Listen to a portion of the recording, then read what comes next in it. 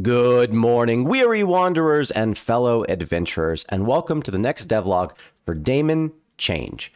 Today is going to be a sort of 2-for-1, a look at the animations and state of things so far, as well as a deep dive into melee combat systems in games.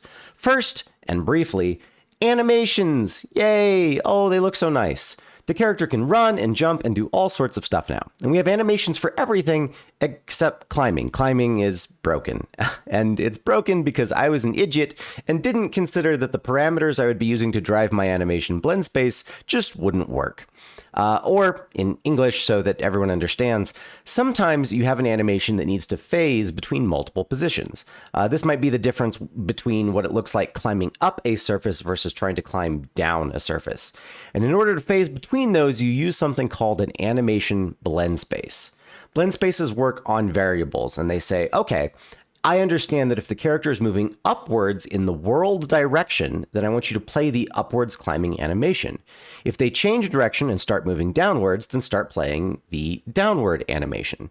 The thing I didn't consider ahead of time is that the character isn't limited to climbing on vertical surfaces. You can climb on top of things and hang under them. And what that means is that the numbers I was going to use to power the transitions between my animations, which was directions relative to the player controller, just don't work. I need to use a different set of numbers, and I haven't figured out what those are going to be yet. So for now, it's just all broken. So anyway, as I was saying, hooray, we've got animations for everything except climbing. Which another thing you might notice about them is that they stutter. This isn't a bug or lag. This is actually intentional. My background is in 2D animation, so I tend to go about animating in 3D the same way, which is by acting out keyframes, extremes, breakdowns, and then finally doing an in-between pass in the curves to tidy everything up. What you're seeing right now are just the keys and extremes and nothing else. So English one more time, just so we can describe what's going on. This is the mannequin that we made in Blender. I can move the limbs around and pose it kind of like an action figure.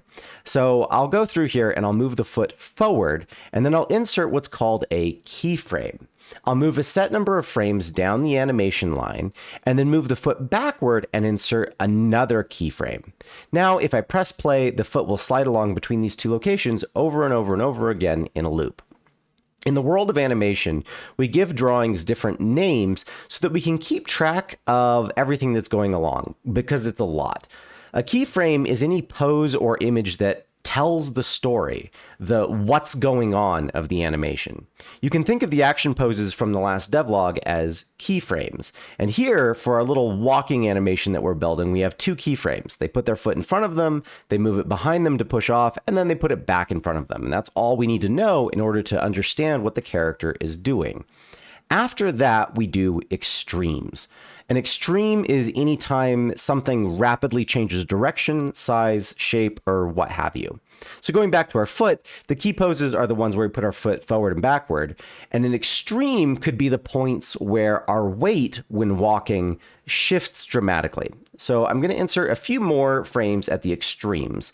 And that will be when we catch ourselves on our front foot, the point where we push off our supporting leg to take the next step, the areas where we push off our other leg and our main leg here swings through, and then finally it ends when we make contact with the ground in front of us again. Now, normally you would continue this process for the rest of the body and each of the limbs. After you have the keyframes and the extremes, you do what are called breakdowns, which are additional poses that make it clear how a character gets from one extreme pose to the next. And then finally, the in-betweens just make everything look nice and smooth. We don't do those, and we didn't do them for a few very good reasons. Number one, you can tell what a character is doing from just keys and extremes. All the breakdowns and in-betweens do is make everything look pretty, but they're not essential to telling the story of what the character is doing. This is great because, reason number two, this isn't our final character. Most of these animations are going to have to be done again once we understand more about what our character is going to look like and how they move. When we make our final character, of course, we'll go through and make all of the movement smooth and nice. But if we can tell what we're doing roughly just from the initial poses, we should absolutely do that because, number three, doing just the keys and extremes is relatively quick, and we have a lot of animations to do. There are so many animations I have to do. And I've actually done a number of these already, but I'm not going to show them to you just yet because, and this is the exciting part of this devlog, they're combat animations. The combat system hasn't been made yet, or it's not finished, so I can't really show off what it looks like. However, I can show you what is going into the combat system and give you a sneak peek of where we're drawing our inspirations from. So, hello. Welcome to Bloodborne. While the combat in Bloodborne is very standard for this kind of third-person action game, in particular, Bloodborne has some of the best weapon design of any series I know, and the rest of the video is going to be taking a closer look as to why. The three weapons we're going to be taking a look at in Bloodborne are the three starting weapons for the game, which is the Saw Cleaver, the Hunter's Axe, and the Threaded Cane. Now let's dive right in.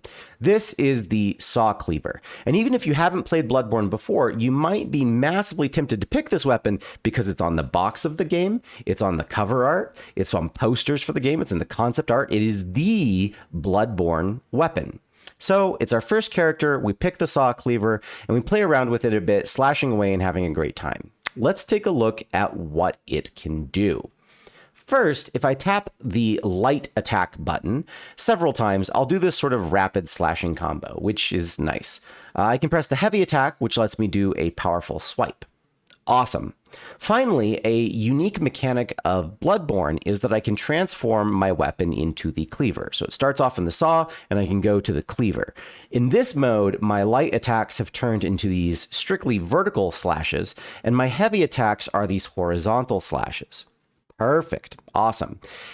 And it's so easy to hear all of that and see all of that and then literally never think about it again. Like you can go through the whole game just on this information. But I want to take a moment to pause with you though, because this weapon's attack chains are actually genius. And we want to discuss how well designed they actually are. Bloodborne as a whole is a horrifying game with all sorts of weird and creepy monsters that do countless different attacks. Some lunge, some strafe, some run away, and countless more do countless other things. When players get dumped into this horrifying world, they're going to need a weapon that's capable of dealing with all of the different kinds of threats. And that's where the Saw Cleaver comes in. Let's take a look at its transformed mode, just doing the light attacks. Notice that they all strike in a vertical line. This isn't random or an accident or done because someone thought it was a particularly cool animation. This kind of attack pattern was created because it's accurate, and it gives the player a good way to solo out targets in a group and deal quick, reliable, pinpoint damage, which is a situation that comes up a lot in this game, wanting to be able to do that. But imagine for a moment if this was the only kind of attack this weapon could do. Imagine if I could only attack one place accurately and I was faced with suddenly a large group of enemies. That would be a terrible situation and I would probably die. So, to counteract the precision attack, the heavy attack is this massive sweep from one side to the other. The entirety of Cleaver mode gives you only two kinds of attacks, a purely vertical and a purely horizontal attack. But that gives you most of the tools you need in order to deal with most of the threats in the game. What you're missing at this point is just the fact that both these vertical and horizontal attacks are relatively slow. The cleaver is strong, but it's not fast. And that's why its transformation is the saw. Notice that if I had two different tools, vertical and horizontal attacks that were slow, the saw only gives you diagonal attacks, which are fast. Now we can balance out our accuracy against single targets and groups, and we can do so with quick attacks that are shorter range, but hit basically kind of the average of everything. The thing about the Saw Cleaver in Bloodborne is that each hit of each of its attack chains in both modes trace very specific paths out in front of the player. And if you add all of those different options and possibilities together, you get this weapon which is custom made for dealing with every threat in the game. This weapon in particular does not have the best stats, but it's hard to argue that it's not one of the most terrifying options available to the player at any point in the game because of its moveset.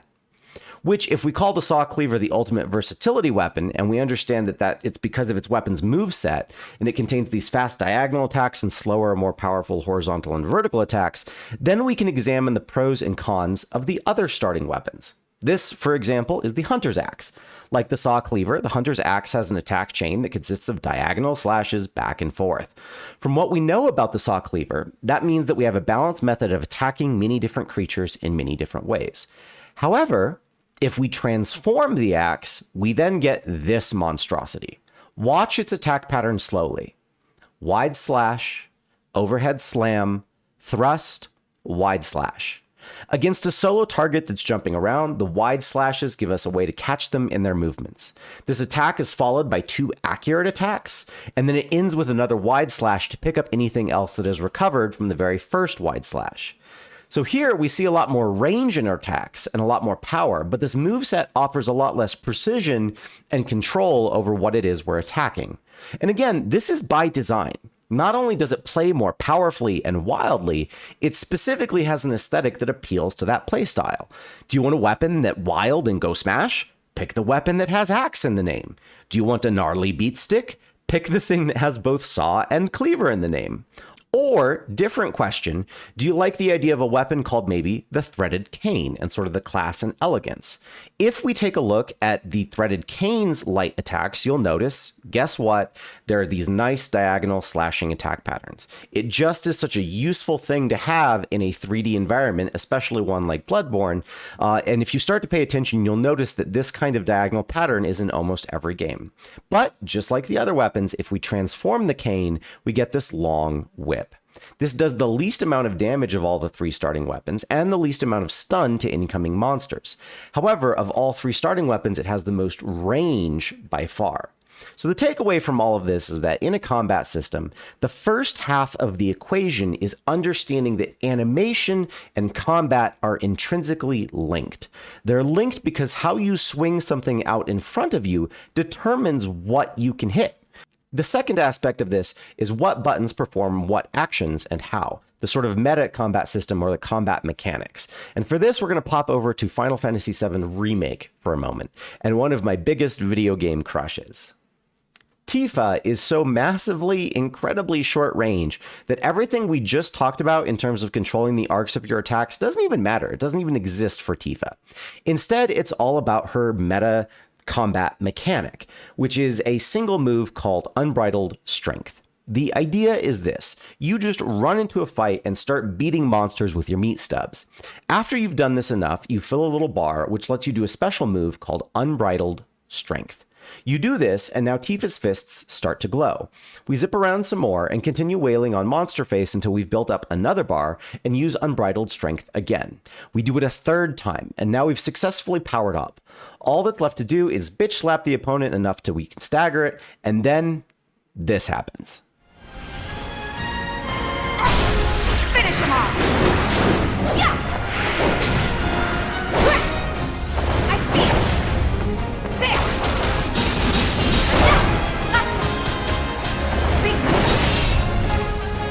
This is Tifa's whole game plan. Build up her unbridled strength, stagger an opponent, then make them utterly explode. And if you can manage to do that, it is immensely satisfying.